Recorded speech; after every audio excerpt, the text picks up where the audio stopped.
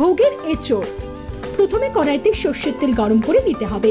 এবার অন্য একটি পাত্রে টক দই, হলুদ গুঁড়ো, লঙ্কার গুঁড়ো, কাশ্মীরি লঙ্কার গুঁড়ো, কসুরি মেথি, জিরে গুঁড়ো, ধনে গুঁড়ো সব দিয়ে একটা ব্যাটার তৈরি করে নিতে হবে। সাথে সামান্য চাট মশলা গুঁড়ো দিয়ে ভালোভাবে মিশিয়ে নিতে হবে।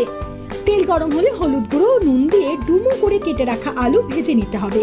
সাথে নুন হলুদ দিয়ে আগে থেকে সেদ্ধ করা এঁচোড়ও তেলে দিয়ে ভালো করে নেড়ে চেড়ে নিতে হবে।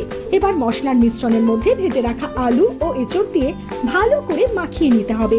অন্যদিকে কড়াইতে আরো একটু সর্ষের তেল গরম করে শুকনো লঙ্কা, তেজপাতা, গোটা জিরে ও গোটা গরম মশলা ফোড়ন দিয়ে টমেটো কুচি, হিং, আদা বাটা, নুন, চিনি দিয়ে ভালো করে কষে ম্যারিনেট করা আলু ও এঁচোড় কড়াইতে দিয়ে ভালো করে মিশিয়ে মশলা ধোয়া জল দিয়ে কড়াই চাপা দিয়ে দিতে হবে।